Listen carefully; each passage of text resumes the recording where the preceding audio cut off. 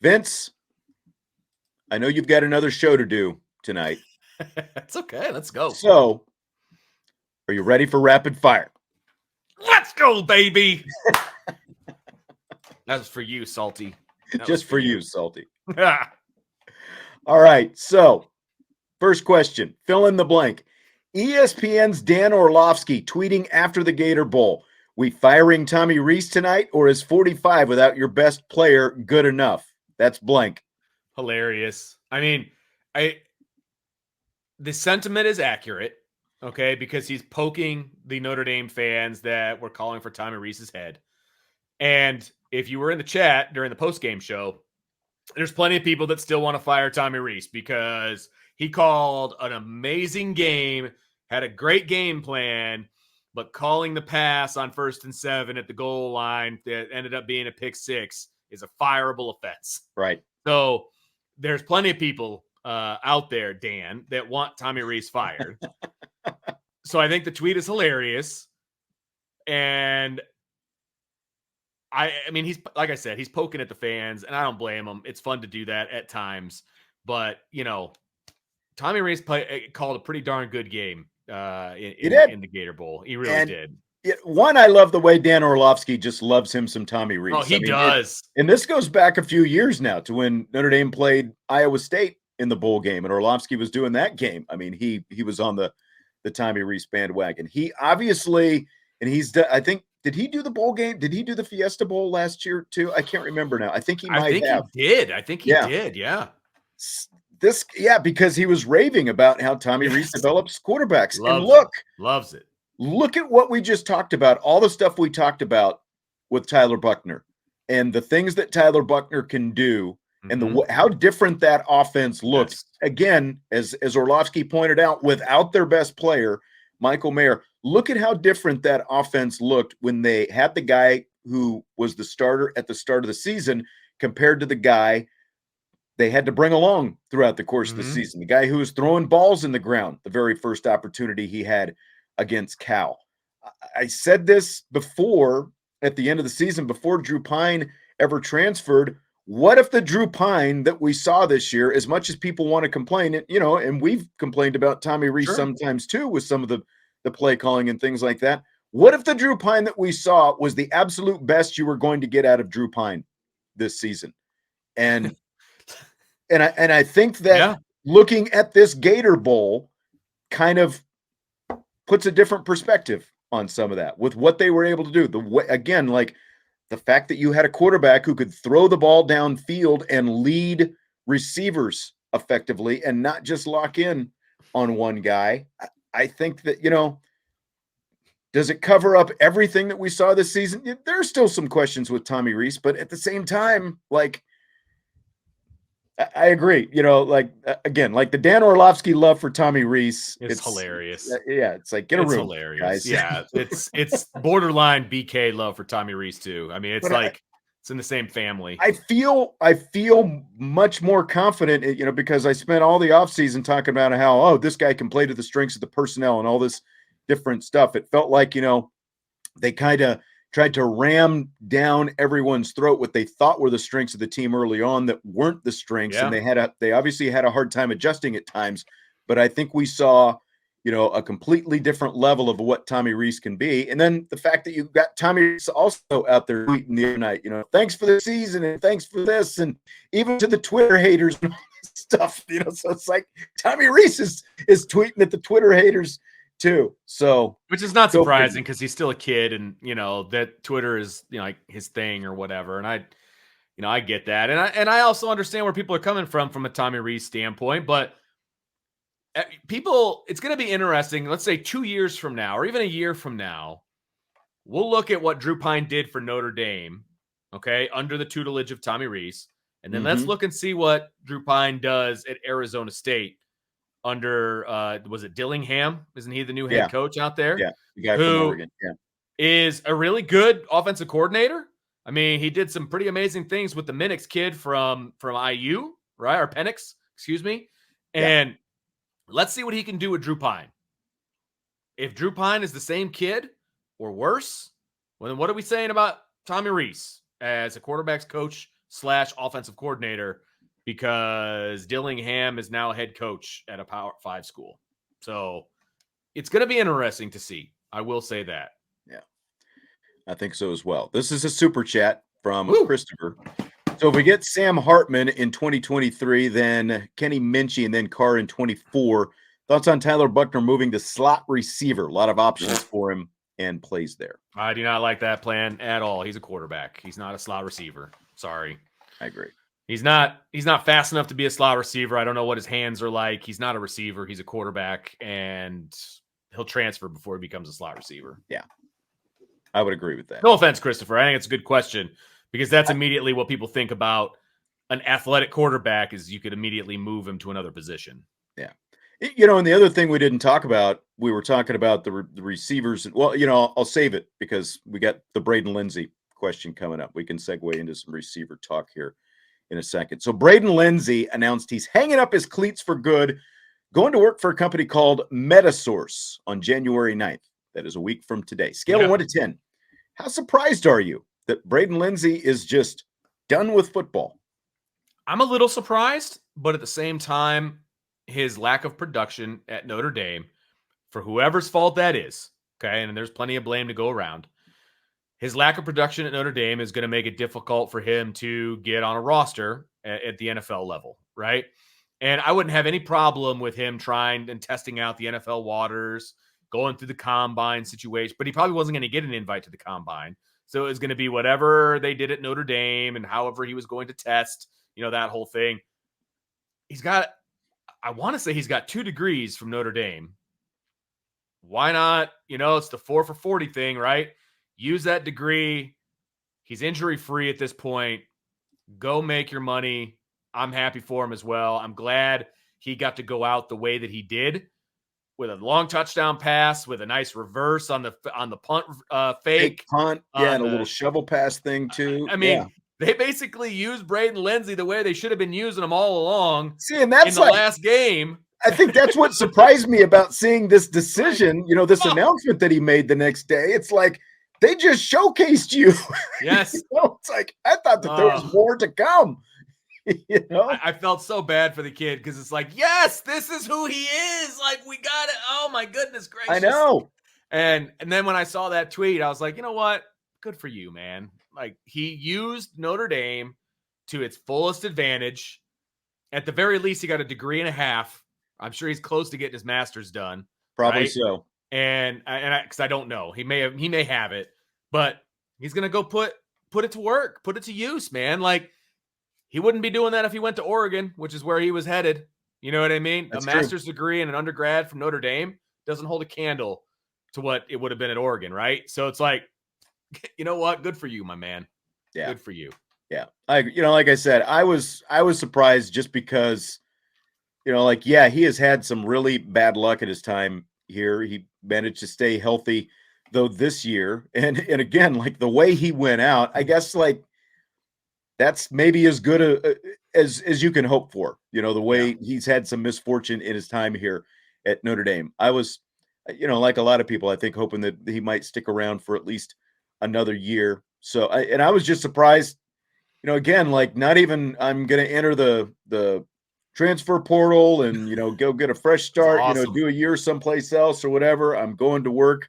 I've got this job lined up. I'm starting next week. So yeah, good for him. That's what he wants to do. Some guys, I think, probably just decide it's time. I'm a little, for someone so young, I'm surprised that he made this decision this early on, but good for him because that's what he wants to do. He's a mature kid, and he must have learned something in class. I mean, good for him. Yeah.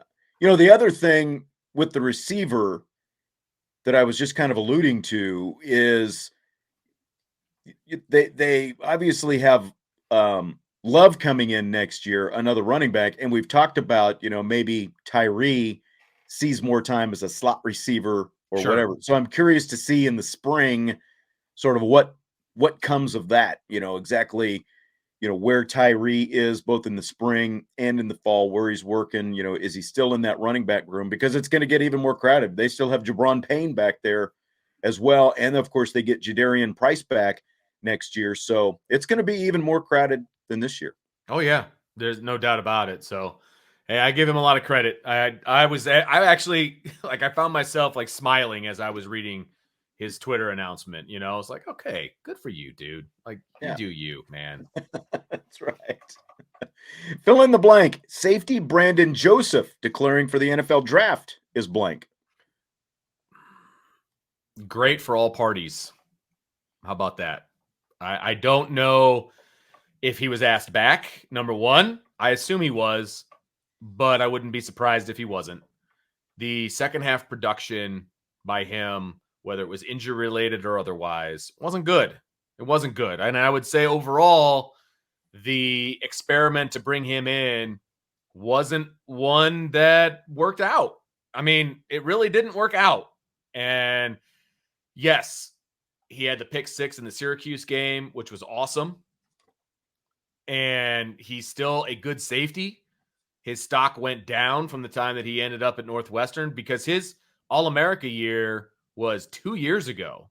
His last year at Northwestern was not an All-American year, and obviously this year was not an All-American year. So that All-American year, it can almost be like a one-off at this point if you're an NFL evaluator, unless you fall in love with some of the intangibles. So I just feel like he needed to come back, which makes me wonder if they just said, you know what, we're good. I think his eyes were always on the NFL and just the stuff with the ankle. You know, obviously, we're not in the training room and we don't know to what degree and, you know, whatever. But it just felt like that's what it was always all about. And I was a little surprised that there, you know, that like he didn't even opt out to begin with of the bowl game. Well, and he wasn't even dressed for the bowl game. I saw pictures. He was in sweatpants. He was in sweatpants, and I wonder what that's about as well. And look, I was very happy with what he did from a punt return standpoint. He was 12th in the country in punt returns. That's great. I'll take that all day. I had no problem with what he did back there, but he didn't make it the whole season, number one, which was not good. And, you know, as a punt returner, as a player, period, you need him to be there all year.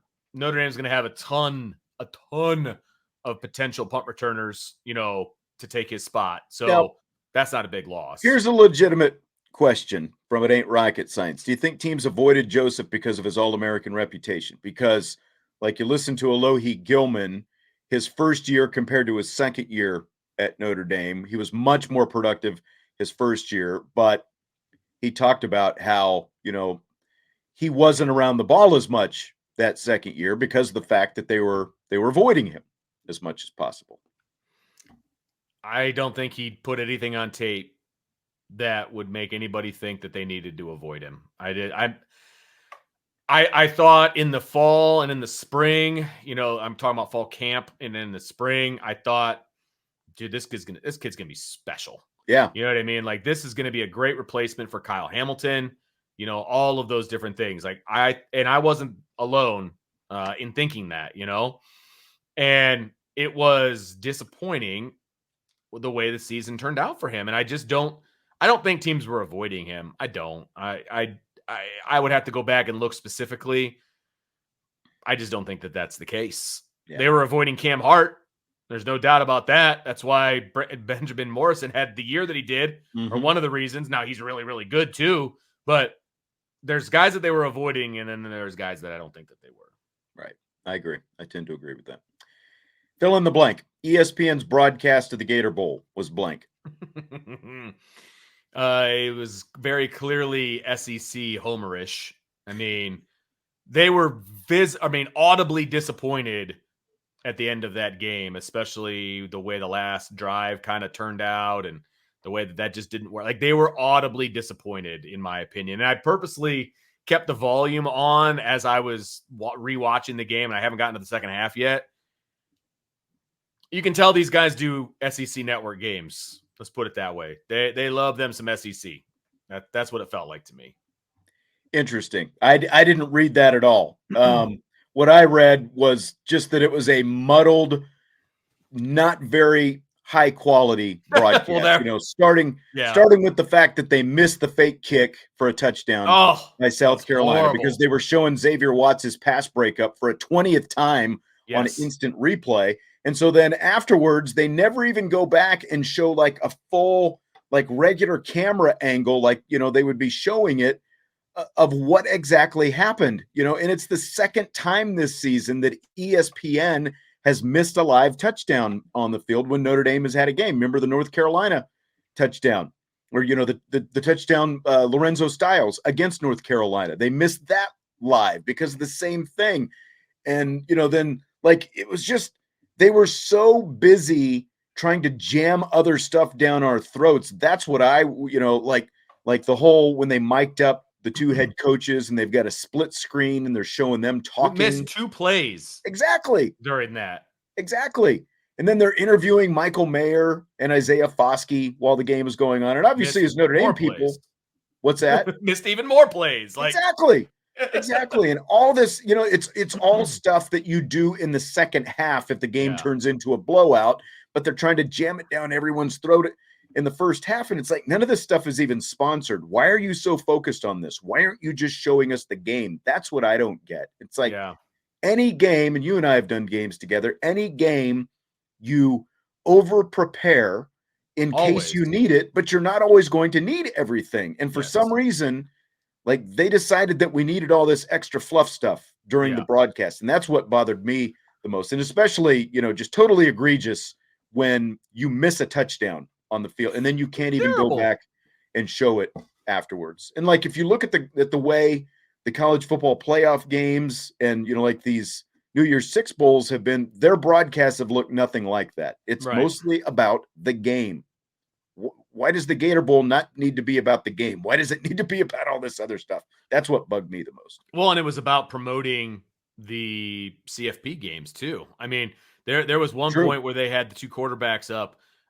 They had Stetson Bennett and whatever. They had quarterback up, and there was a play going on behind it. Like they got back to the play late because their 2 of them are hyping up the college football playoff game. Like I get it. The college football playoff game is so much more important than the game that is being played. I get that, but not to the people watching. Yeah. Like we want to see the game that we tuned in to watch. Well, like D-Rock saying, too much of the Michigan quarterback's family, you mean girlfriend, during the TCU game. It's like, nope, that was not too much of that. I'm just, but the always with the crowd shots and,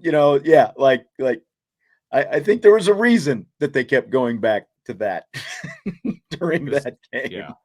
But my point is, every quarterback's got a girlfriend. Every player's got a girlfriend. How many times do we need that cutaway shot? And she's going to be excited. Every girlfriend's going to be excited if their boyfriend makes a play. How many times do we need that? But exactly. And that's a big difference between a college broadcast and an NFL broadcast. Anyway, is the constant cutaways to the crowd shot in college football games. Always with the parent shots. Oh my goodness gracious. The nervous parents or the excited parents. Like they were doing it today during the Tulane game. They were talking about, like zooming in on the family, talking about the running back at Tulane and all this ridiculous stuff. Yeah. Fill in the blank.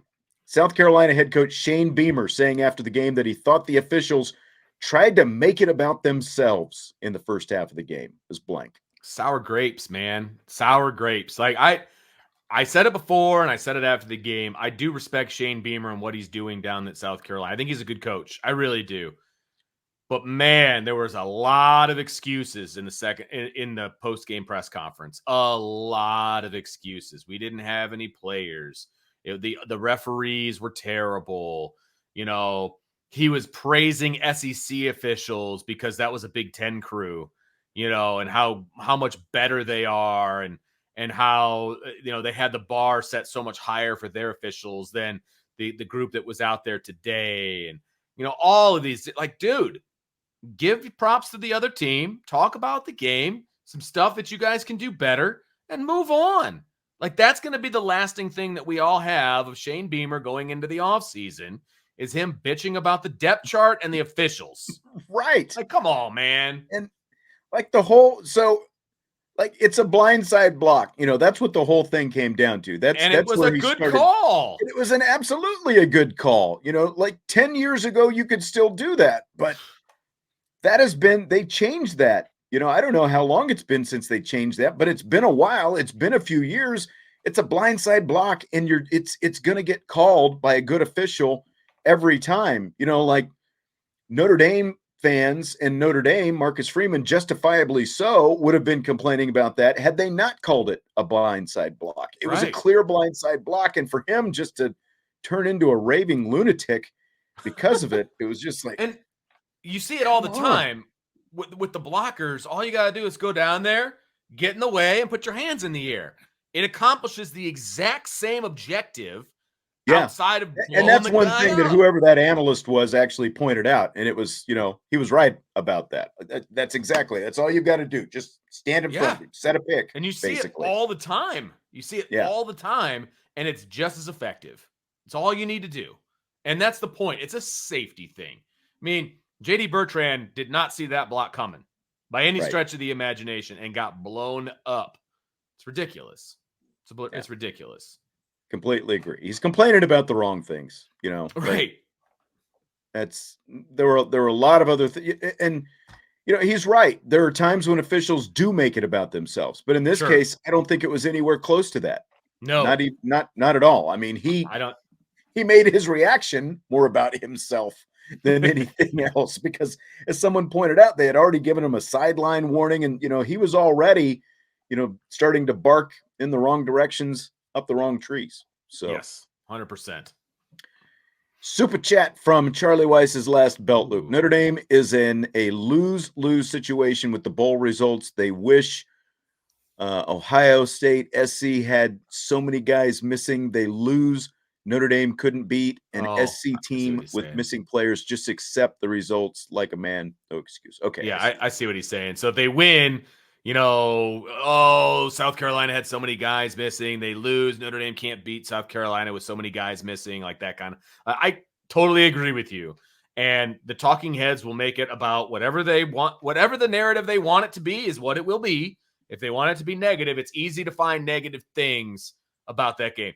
Tyler Buchner's terrible. He threw 3 interceptions, 2 pick sixes. Get him out of there. Bring in the transfer quarterback. And this is a good point. That was like a great catch that was made in the end zone by the South Carolina wide receiver. But they showed the replay. White chalk. And it was like you could see a chunk come out of the white which would have been out of bounds. A chunk comes out of the white. So how is he in? And how does replay decides that was inconclusive when you can see a chunk come up from the out of bounds, which was the white part of the end zone? Completely agree, but he never brought that up. No. So, and if they don't score there, because was that third down? I feel like that was a third down situation, or it was something along those lines anyway. If they don't score that, this is a completely different game. It's a completely different game. At that point, I need to find. I'm going to look for that. I need to find it because that was a. Let's see here. Oh, here we go. 42. Oh, 2nd and 11. It was 2nd and 11 because they just went. It was 1st and 10. They lost a yard on the run, and so it was 2nd 11 from the 42-yard line, and it was a tie game at that point. 24-24. Like Stymie and Chris both said, on that touchdown, didn't think that there was enough evidence to overturn blurry camera. And that's probably true. The camera angle was not good. It was bad. I agree with that. And it was blurry. But to me, and you agree, we hadn't even talked about this, but you could see a chunk of the turf come up from the white. The white. And if that comes up, he was clearly had to touch it to make it come up. That's my issue. And Where's the pylon cam that's always around? Like, why is there no pylon cam? Like, that's not that expensive. Like, I don't understand why they didn't have that. You know what I mean? So, or at least maybe they had it, wasn't pointed in the right direction. I don't know. Yeah. Another super chat. What happened with Snead? TV shows him being held down, but then a penalty call against him. Have a good night, guys. I love the show. Best wishes, 2023. Thank you, Charlie. Don't know what happened because you and I watched the TV copy just like everybody else. We saw the exact same thing that you saw, Charlie. I have no idea what happened. And they, of course, another hit to the TV broadcast. They never went back and showed us what happened. They just moved on. Like, they didn't even think of it. They just moved on to the next play. They didn't even talk about it. Yeah. I get so aggravated when, like, there's a scoring play and they, again, they want to do cutaway shots of the sideline and fans in the stands and then kick the extra point. and all this stuff without showing us an instant replay. Yet, like I was talking about, we miss, a fake kick for a touchdown because they're showing Xavier Watts's pass breakup over and over. Yes. It's like, I want to see replays of big plays right away. Show me what happened once again, and they're always so slow on the trigger on those, it seems like. Very much so. All right, last question of the night. Do you buy or sell targeting should have been called on Michigan's last offensive play against TCU Saturday night? This is a tough one because probably by rule it was targeting, but they've screwed the rule up so many times that I'm neither here nor there about it. Was it targeting? Maybe. Yeah, maybe it was. And maybe that kid should have just not even gotten involved because the kid was already being tackled. There was no reason for him to come up and hit that kid. And so maybe just out of stupidity, he should have a flag called on him, right? Obviously, I was rooting for Michigan to lose, so of course I was happy about that. So it probably should have been called. I mean, for being honest, but at the same time, they have screwed that call up so many times. Very true. Then you know what? Whatever. I mean, whatever. And there was a no call, as it ain't rocket science brought up, at the end of the USC-Tulane game earlier today as well. And it's one of the big problems with targeting is the guys who are supposed to be in charge of knowing the rule and knowing when it should and shouldn't be called seem to be the worst at figuring out when it should and shouldn't be called. Because like you look at the TCU thing, the rule states no player shall target and make forcible contact against an opponent with the crown of his helmet. No player shall target and make forcible contact to the head or neck area of a defenseless opponent with the helmet, forearm, hand, fist, elbow, or shoulder. The TCU thing, total crown of the helmet up around the neck area. Like, if neither one of these calls in that TCU-Michigan game, like that one especially, J.D. Bertrand should never been flagged for targeting this year if that wasn't a targeting call. Because I've heard like, oh, you can't bail them out. And it's like, look, either it's targeting or it isn't. It doesn't matter what down it is. It doesn't matter when it happens in the game. I agree. Either it's targeting or it isn't. And you've got to call it if it is. And by the way the rule is written, the TCU thing definitely should have been targeting. Yeah, it probably should have been. But like I said, they've screwed it up so many times. I'm not losing any sleep over it. And I'm sure the Michigan fans are hot and, all of these different things because it's the last thing that they could grasp onto in that game. So, I mean, I get it.